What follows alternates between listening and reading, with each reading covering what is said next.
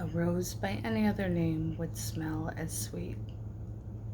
I believe those words are attributed to that Shakespeare character.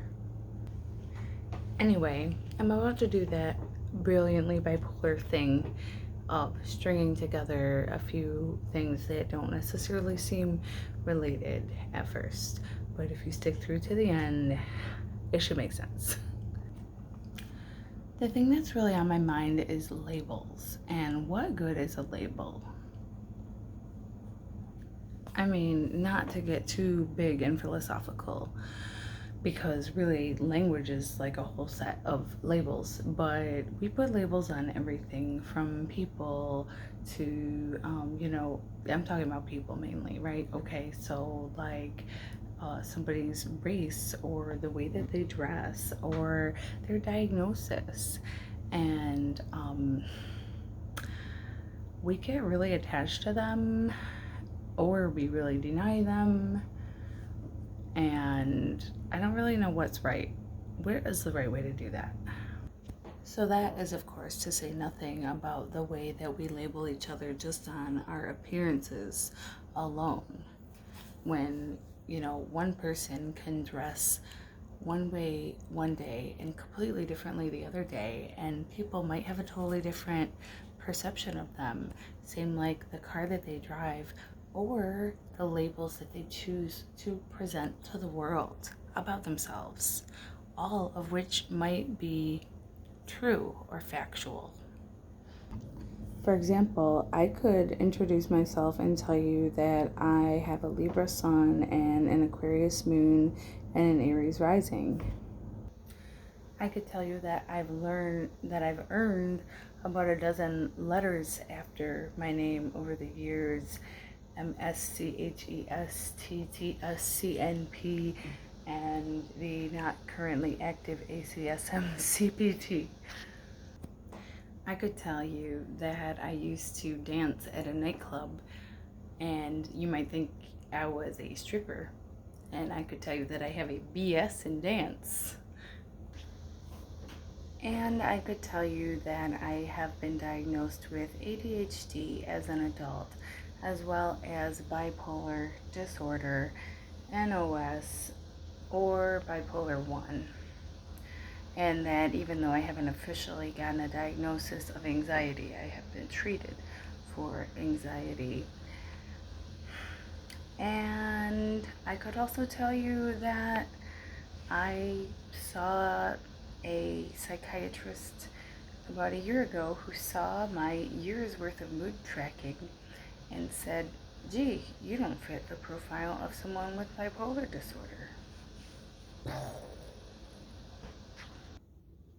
And all of those things would be true.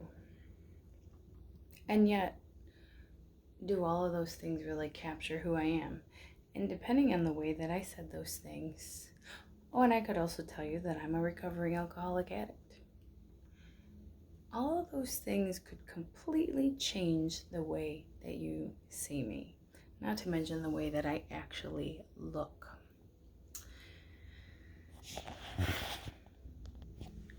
So what good is a label? À quoi ça sert, as the French would say? What purpose does it even serve? I used to be so anti-labels. I did an experiment one time in grade school just to prove a point, where every single day for a week I kind of did my own spirit week, where I dressed in like the different stereotypes of how people would categorize people back then.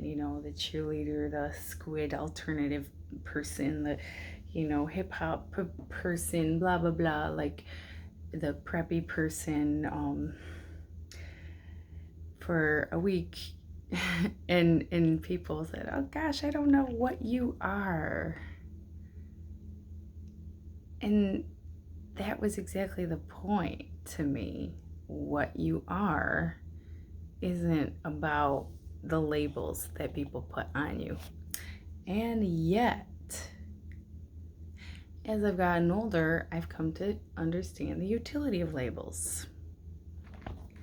So, in one of my master's programs, we had a class on cultural competency. And I came into this truly believing, like how Stephen Colbert would say, like I was colorblind. I didn't see color. And what I learned from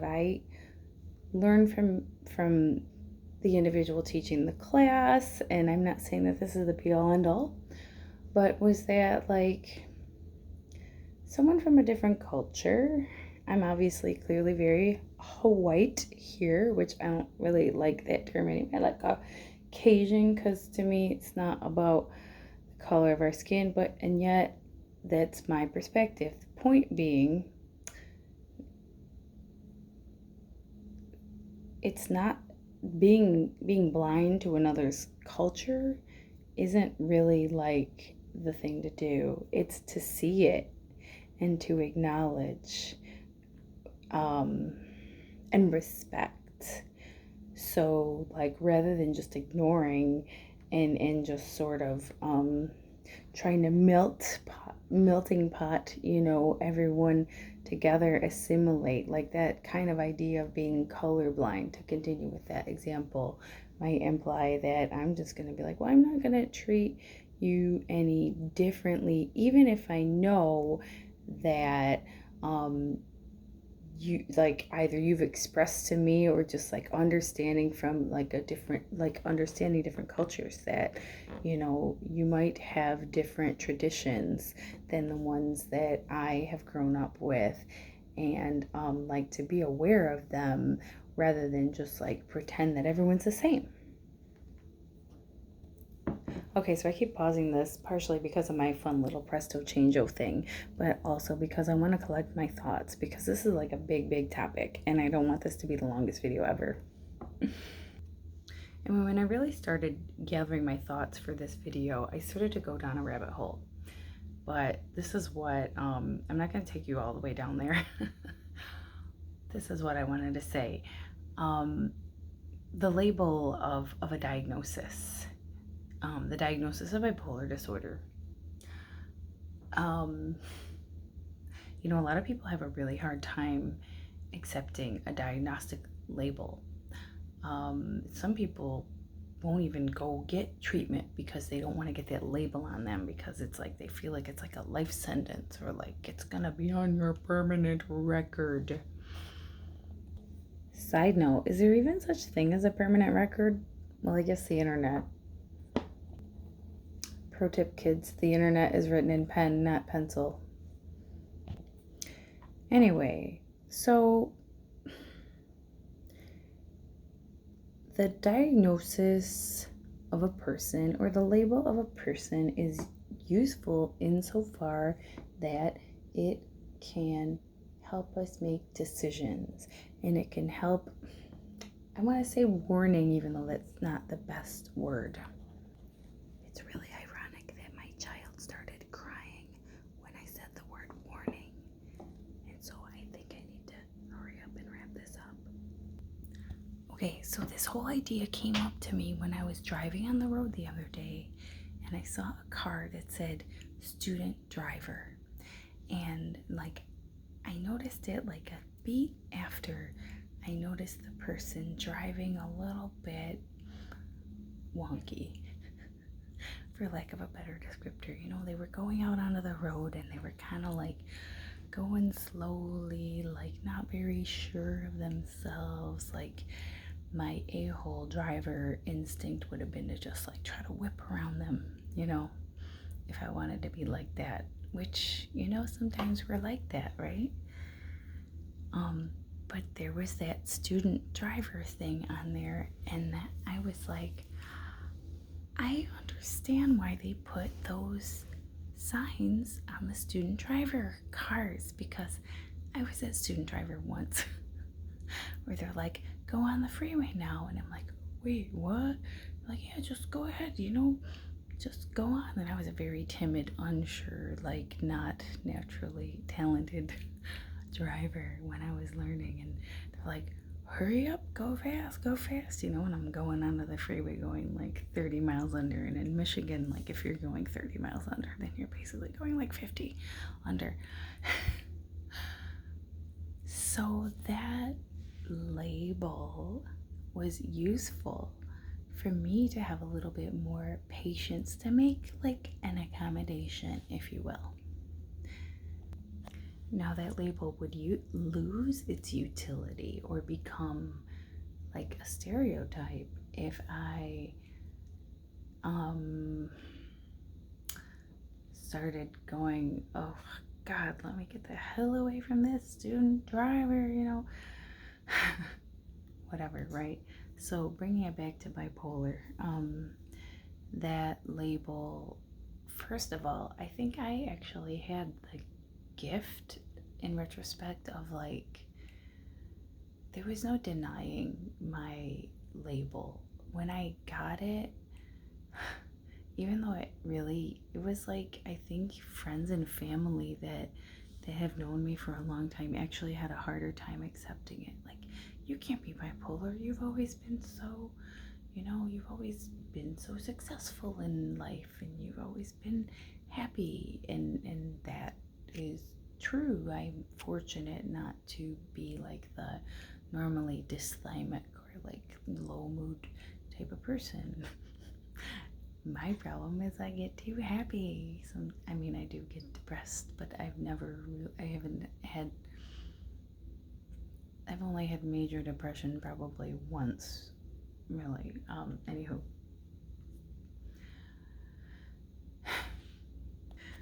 So basically I was manic, and when I got diagnosed, like I walked into the psychiatrist and they basically took one look at me and were like, oh yeah, you're bipolar.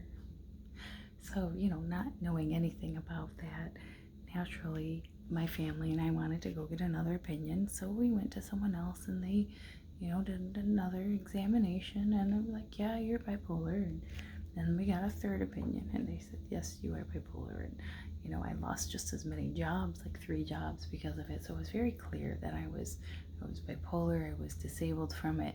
And so it was kind of like it just smacked me in the face with it. And so there wasn't really any hiding it, like the way that I kind of had my first episode as an adult was very much in a sort of public fashion. And so in retrospect, it was a gift, because it was like life just smacked me in the face with it. There was no denying it.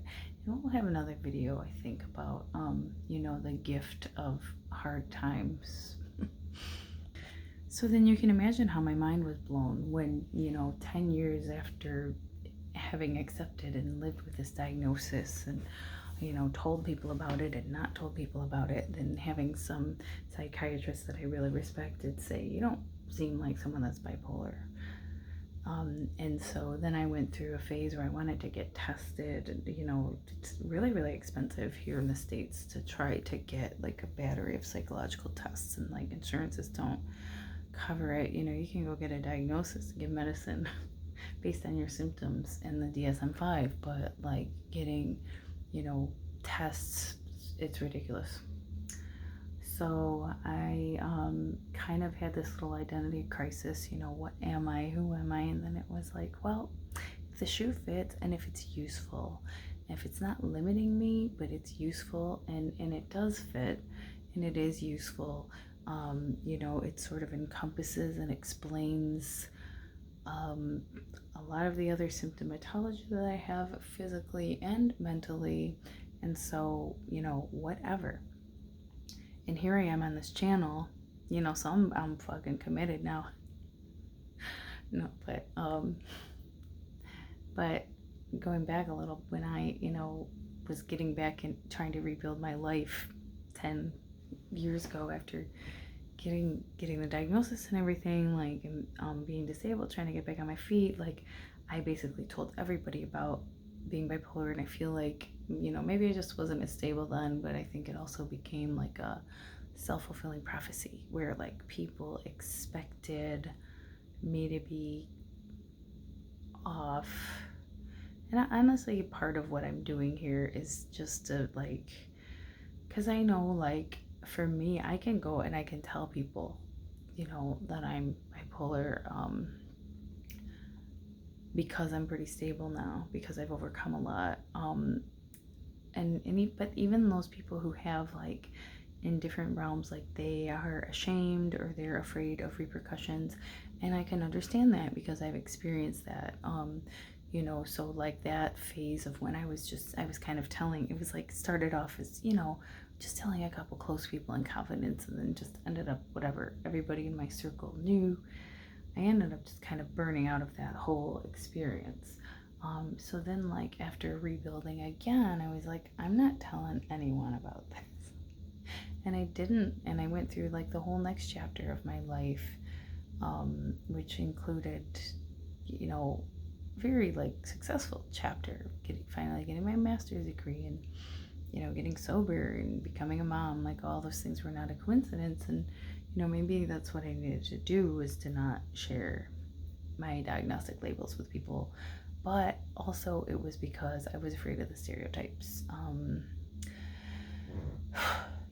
I would say that I was ADHD because that doesn't seem to have as much of a social stigma, but I'm now realizing there's actually a lot of there's a lot of shame that we with ADHD that overlaps a lot with bipolar, or vice versa, like feel about the way that our symptoms manifest, and like the challenges that we have, and like a lot of people don't really even think that it's a real thing. Whereas like with bipolar, like they think it's like such a real thing that that you can't just be a functional person, or that you can't have self-awareness, or like they use ignorant labels like crazy and blah. So how do I bring this all together? Is what I was thinking is that a label is as a label does. Right? So a jock is someone that plays sports. I don't know, like somebody who is, let's say, of a certain religion is somebody who observes those traditions, perhaps, or perhaps not. Somebody who has a certain mental health diagnosis is somebody whose symptoms include, the following behaviors. Who needs to include the following self-care behaviors in order to function well. And a student driver is somebody who is learning to drive, and therefore may be slower to react, may be uncertain about situations.